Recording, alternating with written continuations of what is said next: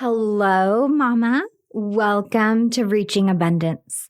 I'm your host and financial coach, Virginia.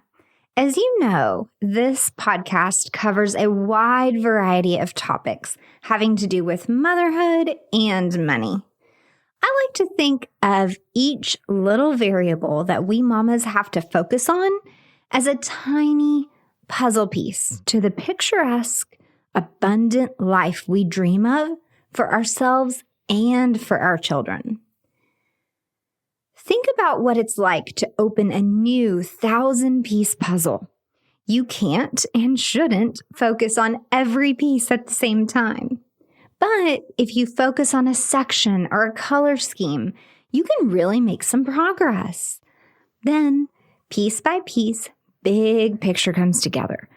That is what we're doing here.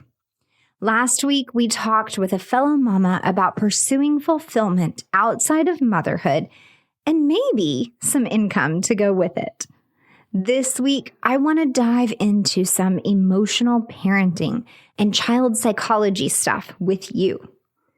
Battling a negative inner critic is something many of us moms face every day. Feeling like we're disciplining wrong, questioning if we made the right choice or said the right thing, worrying that we can't keep up. But fostering a growth mindset has become even more important to me because I'm seeing these same nagging, questioning, fear-based anxieties pop up in my kiddo. So, personal growth is totally my jam, but it isn't just about me and believing in myself and overcoming my demons and blocks anymore. Now, it's about putting what I know into a neat little package that an 8-year-old can understand. I've got to find the words, be able to describe the feelings, be receptive to his expressions, even if I don't quite understand what's going on in that little brain of his. And I have to have patience to talk through all of it and find the tactics and exercises that will actually help him overcome his own internal negative voice. Just like it's important to teach positive money management habits young, it's come to the forefront of my attention that some kids need to learn the words, the skills, and the tools to cope with emotions and battle that natural inner negativity from a young age, too. Just like we view financial literacy as a tool that helps shape the rest of our lives, emotional intelligence and one's ability to maintain positivity and growth-oriented thinking is the same way.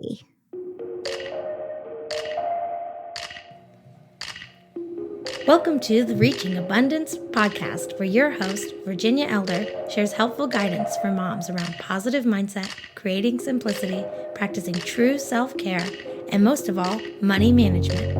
Her financial journey toward a better life blossomed into an insatiable desire for overall happiness and abundance.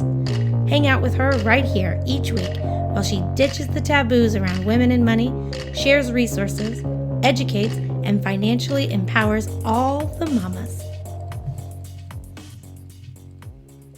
Hey there, Mama. Thank you for joining me this week. This subject and the research I've found and the lessons I want to share on cultivating a growth mindset for our children became kind of a big project and a lot of information to communicate in just one episode. So, this topic is split into 2 episodes, and this is part 1. I recommend you listen to this first part as this is the foundation. I'm going to go over 3 key components of creating and nurturing a growth mindset, a set of beliefs, if you will, that we should all become aware of and revert back to over and over again. Plus, we'll talk through some basic do's that will help you get through to your child at a moment when they're suffering from negative thoughts or feelings of self-doubt, and some don'ts. Things you should absolutely avoid because they'll cause an even faster spiral towards self-degradation in your sweet kiddo. These three components and the do's and don'ts are important to begin practicing and implementing first, before you jump to part 2, where I'll be sharing 10 tools or techniques to teach and practice with your child to help them battle that internal, negative, sneaky, mean voice. I'll put the links to my research and helpful books I've found on these subjects in the show notes at reachingabundance.com, because this is probably going to be one of those episodes where you feel the need to take notes or read the article or even just buy the books for yourself.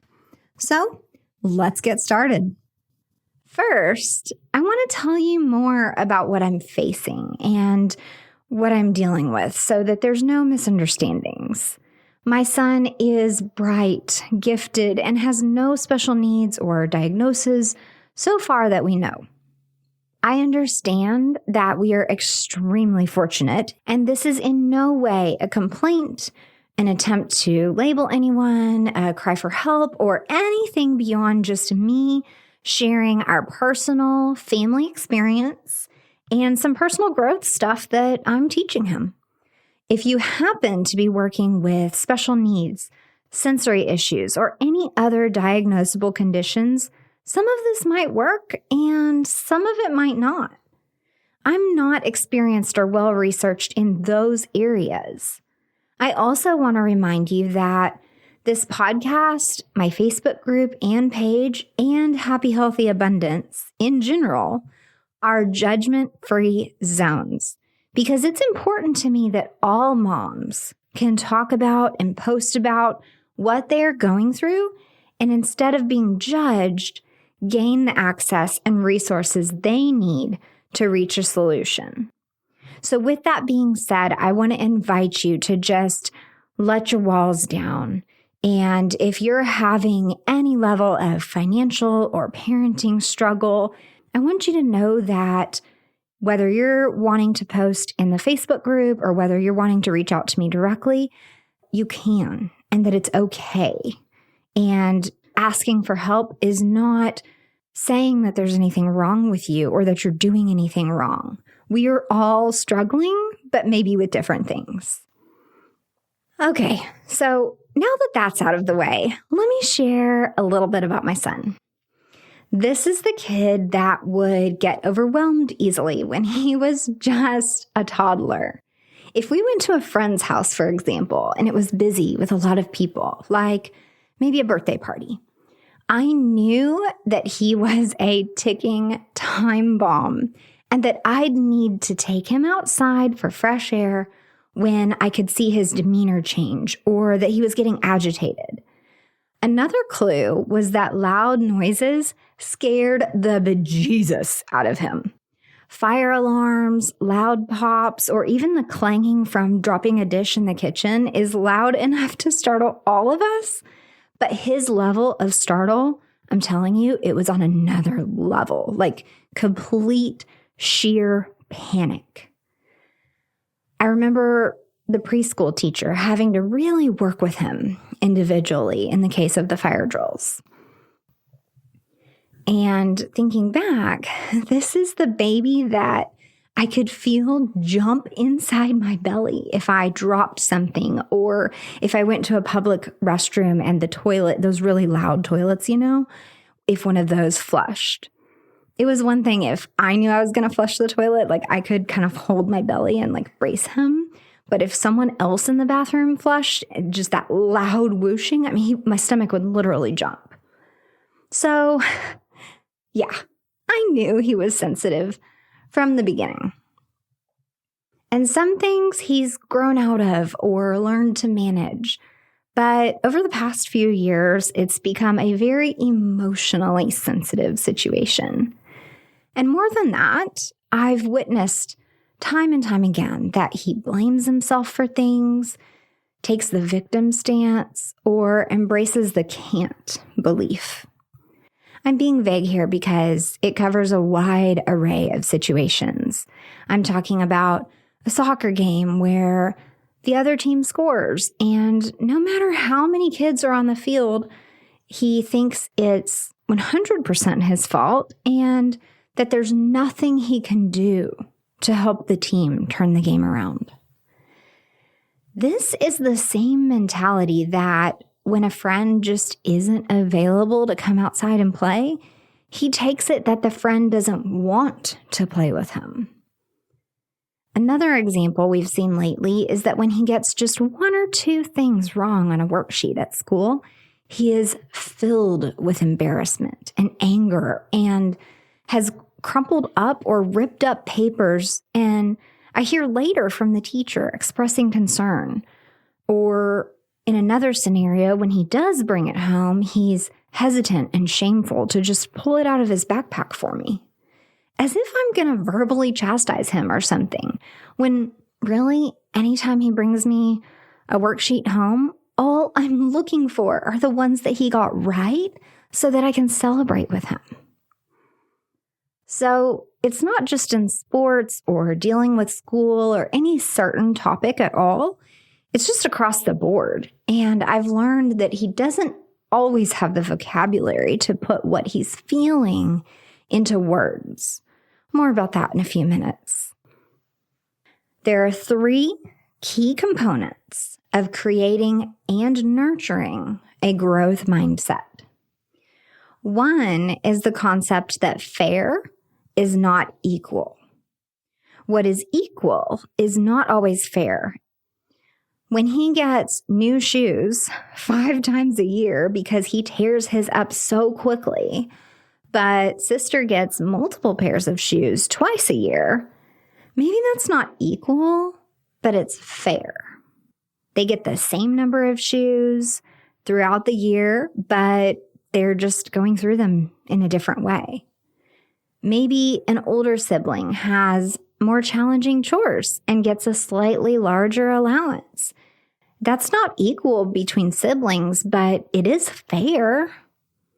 It's important for us all to realize and understand there will be challenges. There will be times when you think someone has an advantage. There will be times when you have the advantage. There will always be things in life that you might feel are unfair. And this rolls right into the second component.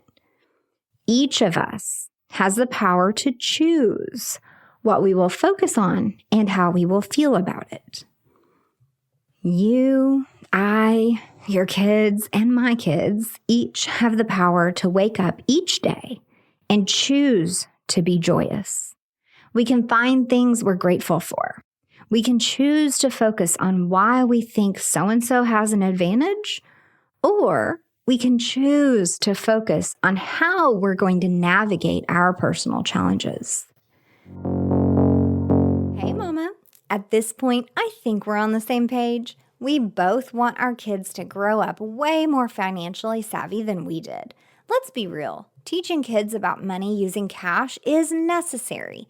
But to prevent them from suffering the same money issues we have, they need practice using apps and plastic, which is where FamZoo comes in. For a few months now, my family's been using FamZoo, an app connected with prepaid cards, one for each family member, where we have all the parental control to pay allowance, gift cash, split earnings between spending and savings, monitor balances and transactions, track savings goals, teach budgeting, and so much more. The kids think it's so cool to look at their own balances through the app and use their own card when making purchases. The card's funds are FDIC insured, and the cardholders are protected by MasterCard's zero liability policy against unauthorized purchases. Check out all the ways FamZoo can help boost financial literacy for your little ones by clicking the affiliate link at reachingabundance.com. In any situation, if we understand that we have the power and the choice to choose to see opportunity, silver linings, or lessons, or any other positives, we will naturally become more growth-oriented and more positive than those who only see the negative. And I love this because this rolls right into the third component. The third component is believing wholeheartedly that none of us are born a certain way and stuck there. We aren't born smart, or as I tell my son, with natural problem-solving skills or soccer skills or knowing how to spell the most challenging words. Each of us are capable, though, of learning, practicing, growing, and working toward the goals that we want. If you want to be great at spelling, then we need to practice hearing the sounds of the words and learning which letters make up those sounds.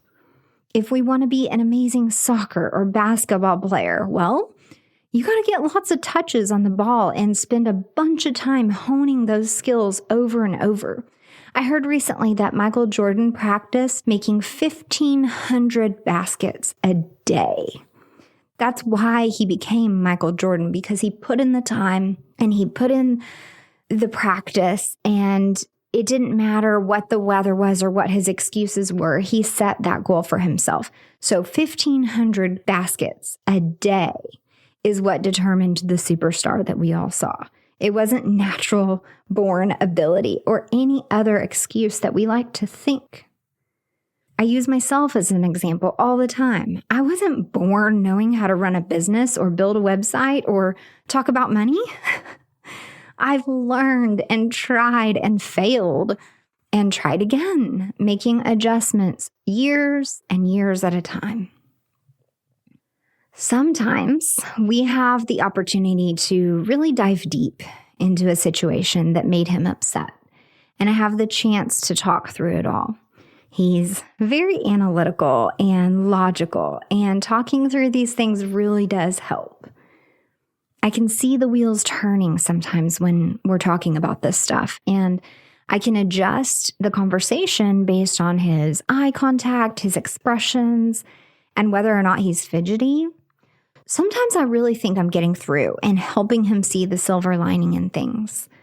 But other times I feel really defeated, concerned for his mental toughness, and frustrated that we haven't seemingly made progress on this yet. The truth is, just like so many other skills in life, it requires practice and repetition. And sometimes that means having similar conversations on different angles of the same topic over and over and over for years and years. So that's what we're doing. And along the way, there are some firm do's and don'ts that I want to share. The do's, when you do them, allow you to get past that wall of protection that they put up when they feel wronged. And when someone is open to you, to actually hearing and digesting what you're saying, man, you've just walked a shack-sized step in the right direction. You know what I'm talking about, right? You can talk to someone all day, but if they aren't receptive to what you're saying, you're wasting your breath. But if you catch them at a moment when they'll actually listen, it's the difference of trying to light wet logs on a fire with a match versus having dry kindling and a lighter. It's an unreal advantage. You can really get through and make an impact. So right here, I want to hang on just a second and highlight, as I was doing this research for this episode, and as I'm reading books and poring back over books that I've read months or years ago about child psychology and about growth mindset and positivity and relentless optimism, I found it interesting that some of the same stuff that would be helpful to teach our children or to implement with our children is the same stuff that we should be doing. So if you're an entrepreneur, or if you are someone who's in any way trying to do great things and overcome mental blocks and obstacles, and maybe you're trying to create a product or build a business or reach management level in your career, you're going through mindset and maybe even some physical practices that will help break those blocks down and teach you lessons and make you think of things at a different angle. And I found it very interesting. Some of the things that I'm going to tell you about today are these same exercises that we as adults are told to incorporate into a morning routine or a nightly ritual before bed. Some of the same practices that would go into becoming a more positive adult. It's the same stuff that you're going to teach your kid. So right here, as we're going through this podcast episode, if some of this sounds familiar, it's because you've probably been advised to do it for yourself. And that's a little bit of the angle that's going to be presented here as well. A lot of these steps you are going to want to model for your child. And we're going to talk more about that in just a little bit.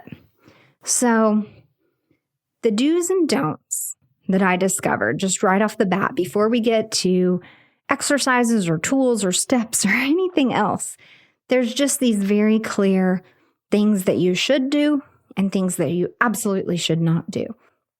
And it's more about the way you approach a situation than a physical action of what to do or what not to do. Okay? So we talked about the do's just a little bit. They will give you an unreal advantage when you do them. The don'ts are the same way, except the opposite. They will absolutely douse a little campfire completely with a whole truck worth of water if you accidentally do one of them.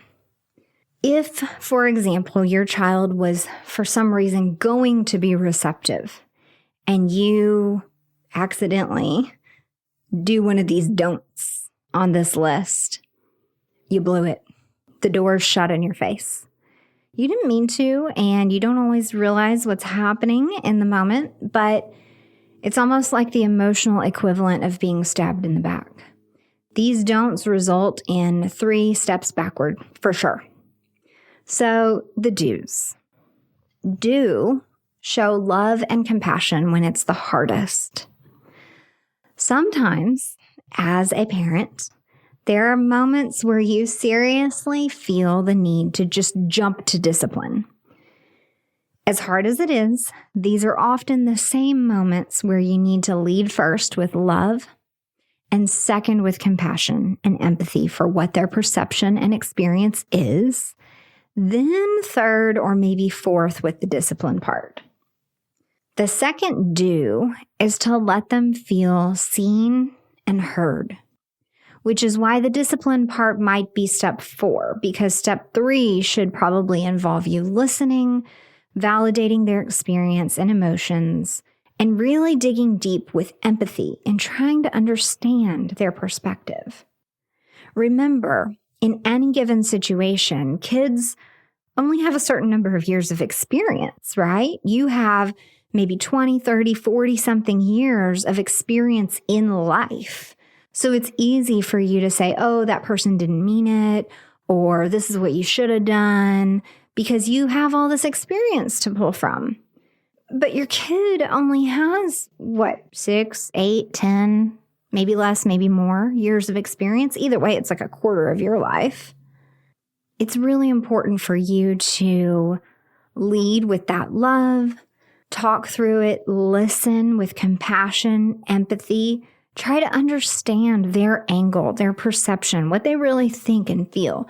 Then after we work through all that, then we might talk about some discipline, depending on what the situation was. Kids aren't dumb. They don't just break things or disobey or break the rules just because they feel like it. There's always an underlying reason. And maybe their reason doesn't follow your logic, but that's because developmentally their logic and if-then reasoning skills are still forming. All the way until around age 11, actually. Kids are still learning, testing, trying, and creating their own set of cause and effect beliefs and rules to live their own life by.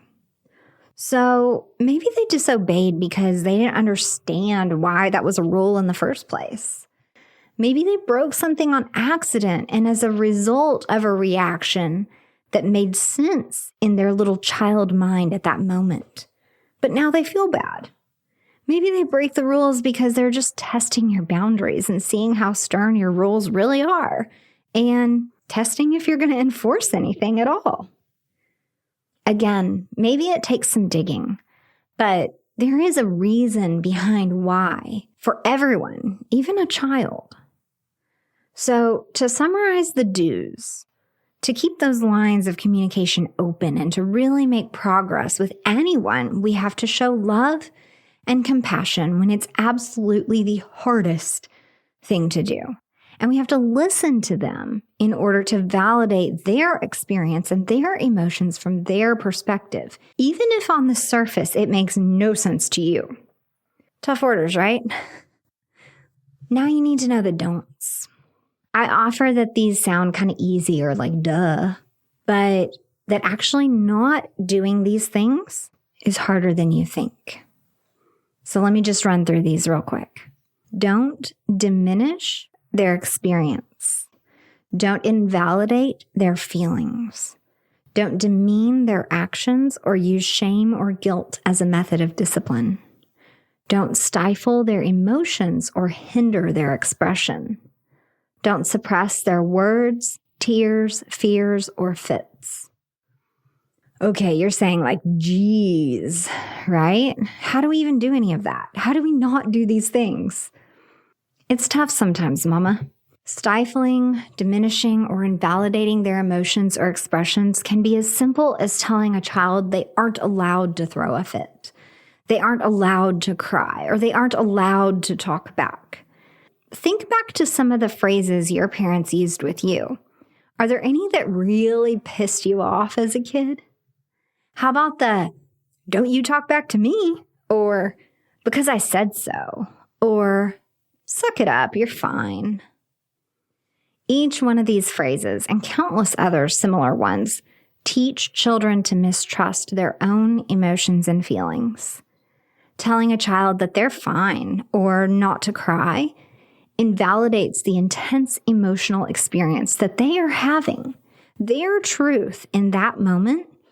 And just because it's not your experience or your truth, or that you feel like you don't have time to put up with it, it doesn't mean it's not real, impactful, or even scary to that child.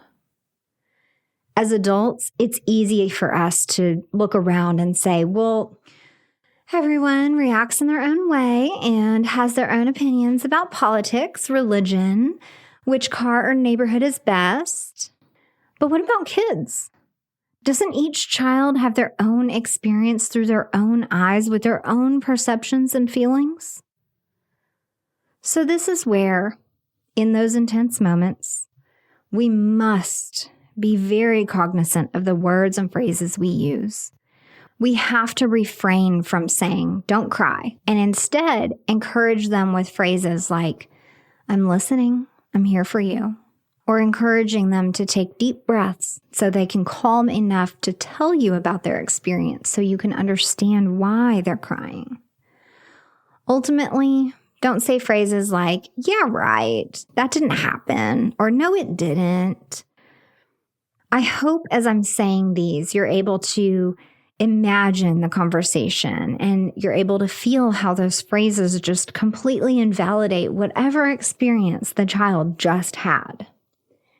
Abstain from phrases or expressions like, that's ridiculous, or you're being ridiculous, which are both invalidating and diminishing. And then become acutely aware of language like, you better, how dare you, or you made me. And especially any words or sentences that create feelings of guilt or blame. Just use the example of a dinner plate being dropped to the floor. The tension of the immediate aftermath is, what are you doing? You weren't paying attention. You should have done this. Why were you doing that? Why weren't you doing this? While those are all probably really valid questions, there's an element of blame and shame built into each one of those little expressions. And we've learned firsthand in any tense situation to first react with care and compassion. So, in response to the shattered dinner plate and food flung every corner of the kitchen, I have no other choice. My response must be filled with immediate concern for the well-being of the child. Are you okay? Are you hurt? It's just a plate, but are you okay? Can you tell this has happened in our house? Yeah, a few times. Imagine the impact on a child when your first response is, "Are you okay?" versus, "What are you thinking?" Totally different, right? How would you want someone to react to you when you made a mistake? Yes, we want to address where the kiddo was giving attention in that moment and walk through what they were doing, how they were holding the plate, what they should pay attention to next time. But that can all be addressed after the tension settles and we make sure no one's cut on any sharp ceramic pieces. And after the child gets a new plate of food and is reassured that he's still loved and cared for and that we aren't mad over a dumb plate. And at that time, share with him that I appreciate that he cared about the plate and I understand that it's upsetting to break things, but that it was just an accident. And we go down that rabbit hole, but in the moment, we as parents have got to react with the do's and avoid the don'ts every chance we get. So you might be thinking, well, every kid gets upset when a plate is dropped and broken, or if their friend can't come out to play, or if a soccer goal is scored on them. And maybe you're right, but I see in my son a heightened level of tendency to lean towards the negative. I find him dwelling in the victim mindset much more often than I think the rest of us do, and I've discovered that he takes the blame onto his own shoulders for things that are way outside of his control. I'm seeing a pattern of negativity here that I think could be detrimental to his outlook, his career, his life. And since my existence and everything I've created is in pursuit of abundance for all of us, I hope you can understand not just my desire, but my need to get in front of this. Persons who live in negativity aren't successful. They don't lead healthy lives. They think nothing they do matters, and they don't see the point in trying for anything beyond just surviving and scraping by. Is that honestly the future that any of us moms want for our kids? I think not. Well, Mama, this is where we break and take a stab at implementing these 3 beliefs and explore our tendencies and parenting habits this week and evaluate if we're doing the do's and avoiding the don'ts and making adjustments if needed. A big key for all of us has to do with the language we use. This is applicable in any area of life: money, parenting, health, you name it. And that language influences the thoughts we have about ourselves and sometimes reinforces the beliefs we have about who we are. I've created a free PDF download that's kind of like a this, not that comparison of common money-related phrases and what we should be saying instead to create a positive money mindset.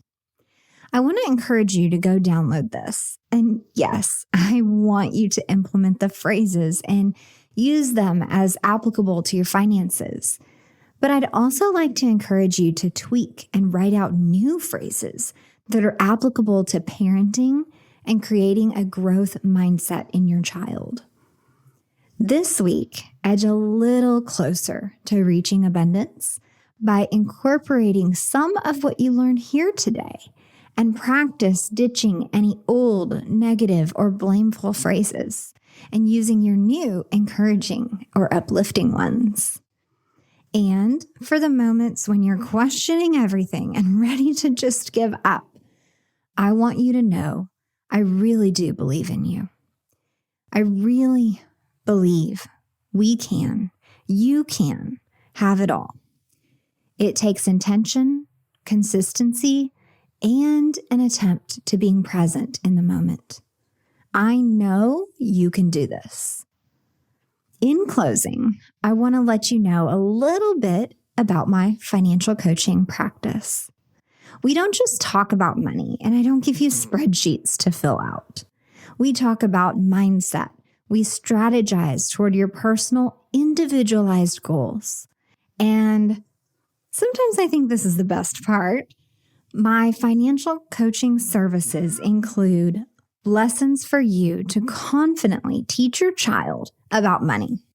And I'm super excited for you right now because when you enroll for one-on-one financial coaching with me this December of 2020, there are two amazing things that are going to happen. One, we're going to have access to never-before-seen software created specifically for financial coaches as of January 2021.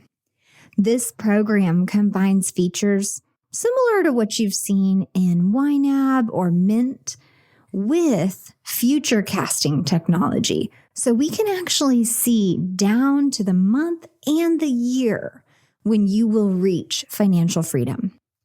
Reaching financial freedom means you have enough assets, savings, and passive income so that you can retire. That's everyone's goal, right?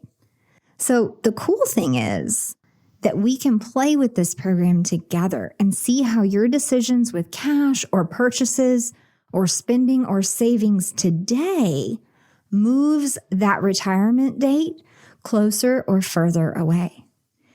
Now that is an amazing feature that I have not seen in any other software or program available. We're combining budgeting and strategy with the ability to really see how today's choices affect you in 30 years. You'll be able to see if a splurge will make you unable to retire for an extra 2 years, or if a new job with a higher salary will help you retire 5 years earlier. This is really cool, and I'm really excited to use it with you starting as of the new year. The second thing is that when new clients sign up this month, $100 from your first meeting deposit goes straight to the charity of your choice. So whether you want to support the local food bank or help provide books for underprivileged kids, you can do that and buy this gift for yourself and your family, where you're setting yourself up for a successful, needle-moving 2021.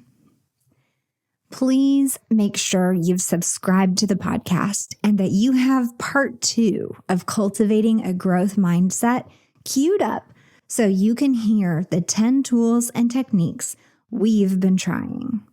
Also, if you listen to this show on Apple Podcasts, Podcast Addict, Castbox, or Podchaser, I want to encourage you to comment or submit a review. I love to read the reviews live here on air and highlight you for just a minute. Thank you again for being here with me today. The show notes are at reachingabundance.com, and that's also where you can find the Money Mindset Mantras free download that I mentioned, learn more about the affiliate for this episode, FamZoo, and book a free call where we can just see if we're a good fit to work together on your personal finances. Have a wonderful week, Mama. I'll talk to you more in part 2.